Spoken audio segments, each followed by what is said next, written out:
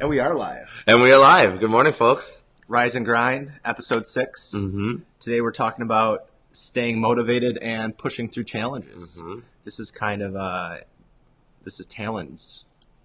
episode. Yeah. Because I meet a lot of challenges, and they kick my butt. So I had to come up with some good ideas on how to keep doing them. Otherwise, I would never achieve my goals. Yeah, we all, everyone goes through challenges all the time. Yeah. And, the beautiful thing about martial arts is, and, doing a sport like what we do is we literally get challenged every single class, many, many times in a class, Mm-hmm. right? You're consistently putting in places where, you're not knowledgeable yet. You don't know what to do. Yep. And you have to, beat that puzzle and find your way out of it. If someone gets on top of you and mount, and for you guys who don't do jiu-jitsu, mount is, picture yourself laying on your back and someone is sitting on your chest, knees on the floor, ready to start punching you in the face, right? Mm-hmm. And unknowledgeable person there, a person without a strategy would just tap out, they would give up. But us, we have tricks that help us fight through it and potentially get out of mount to, mounting the other person, getting, hitting our own submissions from there, right? And we don't want to tap out until you are literally done and there's no other option, right? Mm-hmm. So I think we have a really cool perspective and some cool tricks that I know as you guys watch this episode that you're going to pick up on a couple little things that are going to help you guys in your life when challenges come up. Mm-hmm. I think the first one, especially one that's, personal for me, is keeping your hands out of the cookie jar, right? Otherwise known as self-sabotage. I think a lot of the reason people maybe don't meet all the goals that they want to meet is because they find some excuse as to why they can't do it. Yeah, or for sure. they figure out something like, oh, but I can't stop eating this candy, or I just press snooze on my alarm and I don't want to get up early, or I can't go to bed without the TV on, things like that. And so don't trust yourself. Get rid of the temptations. So, if you're trying to lose weight and you're trying to cut down your sugar intake, like throw away the candy that's in your house. Throw away the junk food. Literally get rid of it. If you're having a hard time going to sleep at night, like we said last episode, get the TV out of the room. These things, they don't buy themselves. Like the TV doesn't turn itself on. Right. Candy doesn't find its way into your house. For sure. Not everyone is going to be super disciplined at everything. So mm-hmm. removing that temptation until you do learn to become disciplined yeah. is what's going to really help you, right? I think that's a really good and that's good strategy. I think the first obstacle that you face in meeting your goals is yourself. I will tell you, like myself, when I go on a new diet or something, I will literally sit down and pound all the terrible food in my house. So the next day you can, and then throw it like anything else away, and then the next day I'm starting clean. But that's like exactly. Yeah. I removed all the temptation. Yeah. I got my fix of like, all right, I'm going to eat all my Reese's, and then it's time to get serious. Exactly. And then you have to don't buy more Reese's, right?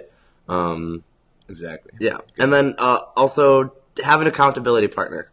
It can be tough to be self-disciplined all the time. It can be tough to follow your own rules all the time, but it's easy to listen to someone's advice, right? So if you have, a friend or, a partner, someone who can help you, keep you accountable for... Who keeps you accountable? Are you kidding me? I got a whole network of people to keep me accountable. A squad? I got a squad. I got you. I got Sophia. I got Fuji. I got Roloff. I got a whole bunch of people that... Yeah, man, myself too. I have, business coaches. I'm in part of a business group, and within that business group we actually have a subgroup that's called an accountability group. There's probably 50 people in this program, and we're in groups of 3 people that we meet on a more regular basis than the entire group does. Mm-hmm. And we check on each other and see what each other are doing on a regular basis. My coaches keep me accountable to keep training. My students keep me accountable to keep training. I was in judo forever, and we have this guy, Odin.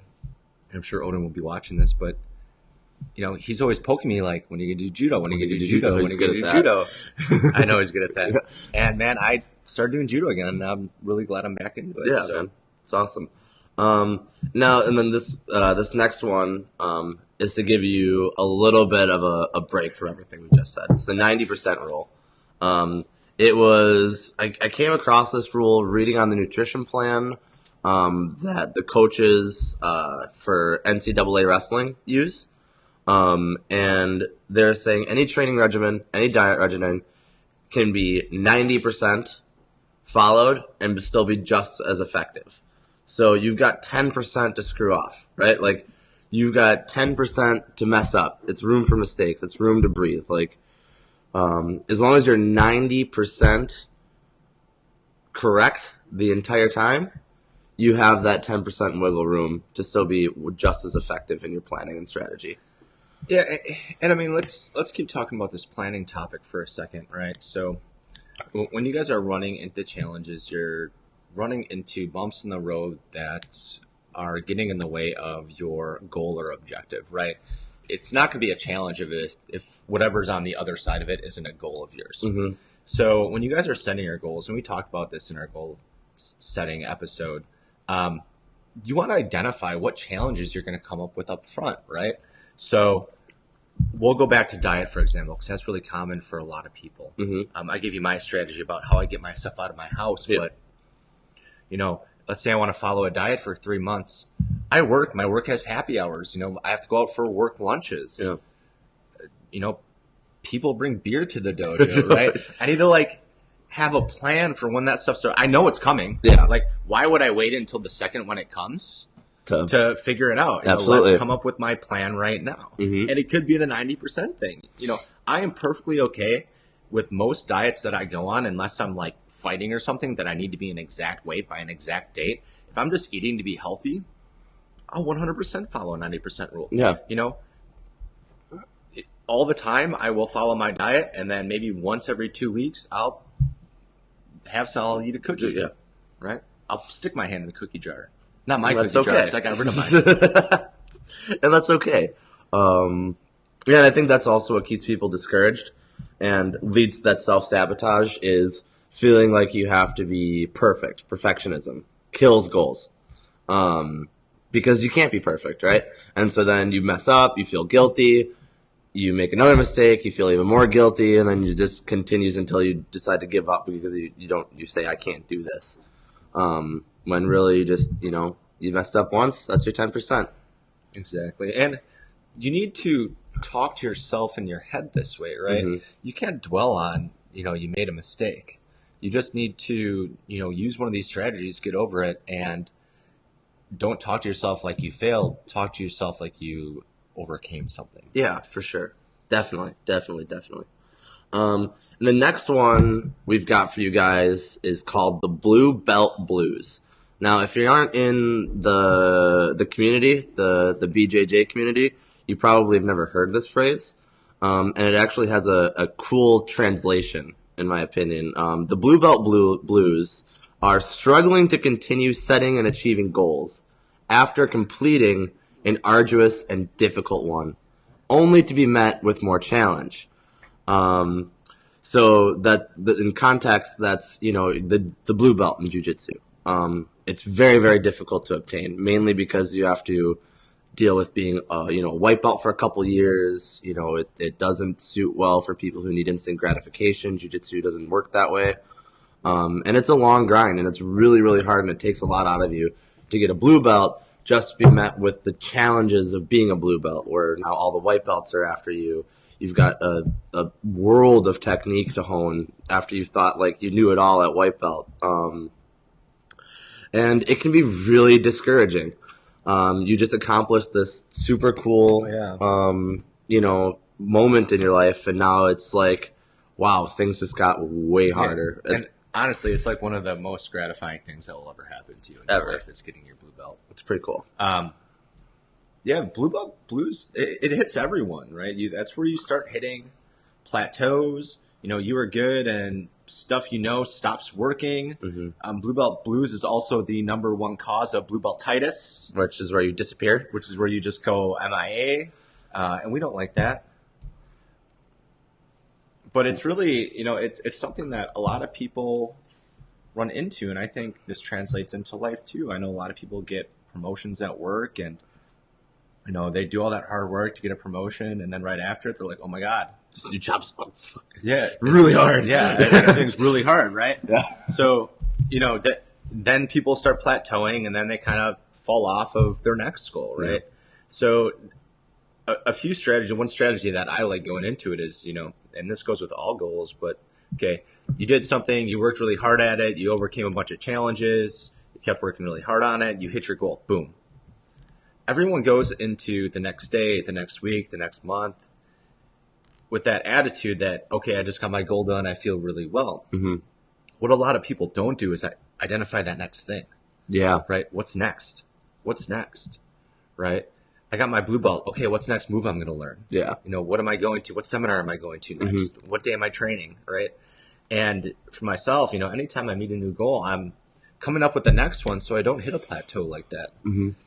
And a lot of it is just being aware too, right? If you're aware to challenges as they come up, you'll deal with them quicker and in a more effective way, right? A lot of times when you get a challenge, the longer you sit within that challenge, the worse it gets, right? Going back to mountain jiu-jitsu, like the longer you're mounted, the more you get, we call it cooked. Like you get cooked, you get tired, you get beat up, right? When someone's got mounted, people are throwing little jabs at you. They're throwing little like arm bars and submissions and chokes, and they might not be tapping you out, but it's tiring. And all that stuff builds up. We can go to another good point that we have is focusing on the small improvements.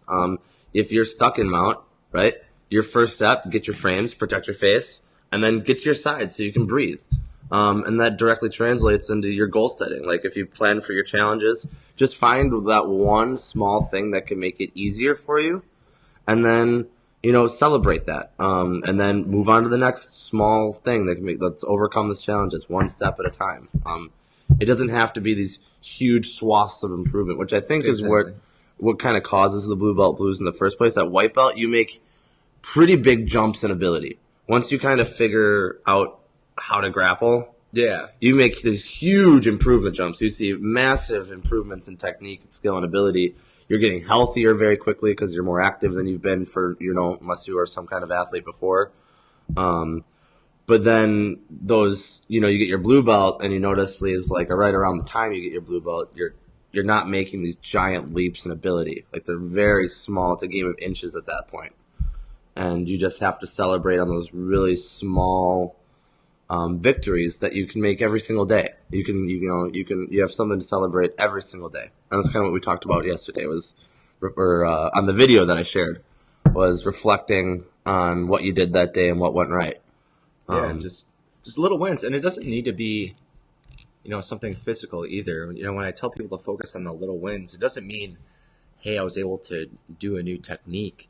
Maybe you recognize someone else doing a technique, watching a match, you're like, oh, I know that, right? It doesn't have to be something big. Like when we're saying little, it's like really, really little. Like I really like how I worded that presentation today. I really like how, I accomplished this task using this one technique at work today. I don't work like a business job, but I know there's a lot of people you got to talk to, things you got to schmooze, you got to write up reports, it's like, did you make someone smile today? Right? Yeah. Like, super, super basic. And then also plan time to celebrate. I think not enough people do that though, because yes, you want to know what your next goal is, but give yourself whatever it is, after completing one of your tasks, give yourself like a little bit of time to be like, yes, I'm proud of myself. I feel good. I'm energized. I'm great. This is awesome. And then go pound out the next one.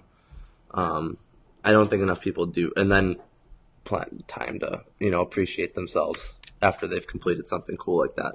Definitely. I know one of my goal writing strategies and whatever action writing strategies that I take is, I write my goal, I write my action steps. A lot of you guys got my goal planner. One thing I do at the end is how I'm going to reward myself after I hit that goal and how that goal is going to affect my life going forward. Even planning your celebration. Right. Yeah. It could be planning the celebration, but it could also just be reflecting on when I'm planning that goal, seeing how my life's going to be different after I achieve it. It doesn't need to be necessarily my life. Maybe it's my jiu-jitsu game. Maybe it's, how a little thing at work is going to be better. Maybe it's something I'm doing that's going to make other people's lives easier, right? But going into that goal and figuring out what that outcome is and coming up with your plan on how you're going to reward yourself is super powerful. Absolutely. Absolutely. And always remember, a goal set is a goal met, right? Plan. If you fail to plan, you plan to fail. Plan through all of these. Plan for your challenges. Plan for your goals. Plan for the next goal. Plan your celebration. And like, it doesn't have to be like a written out litany of sheets. Not everyone works like that, but it just has to be, you have to have some kind of system. And if you can follow the system, you can keep yourself accountable. If you can keep yourself accountable, you can achieve your goals. Fantastic. I love goals. You love I goals. love challenges too, right? That's a good thing. You wouldn't have to set your goal if it wasn't going to come up with some challenges along the way. Otherwise, you just do life, and who needs it? It would just work. It would just work. Nope. Doesn't work like that. And then accomplishing challenges, getting through the challenges makes that reward at the end that much better. Like if you got through it and it was easy, you're just like, okay, move on to the next one. But if you got through it and you're like, wow, that took a lot out of me. Like, how can we give 110% in the next one? Definitely. All right, guys. Well, make sure you share. Podcast listeners, tell your friends. Yeah, share this with your friends and family, guys. You guys might not have challenges in your life right now, but they're going to come up, right? Yes. Not everyone has a challenge actively going on at every point in time, right? Share this with your friends. Your friends probably have challenges. Keep this in the back of your mind for when a challenge comes up in your life. Yeah, for sure. Excellent. Well, take care, guys. It's always a pleasure. We'll see you next Saturday. Is there a 8:15 a.m. contest or a like thing? We could call to action? No like thing this week. Just share this. Share this. Right. We don't need you to necessarily like. We this will be with your friends. reward. You are your friend's reward by sharing this, right? Cool. Excellent. Well, take care, guys. Thank you. I know.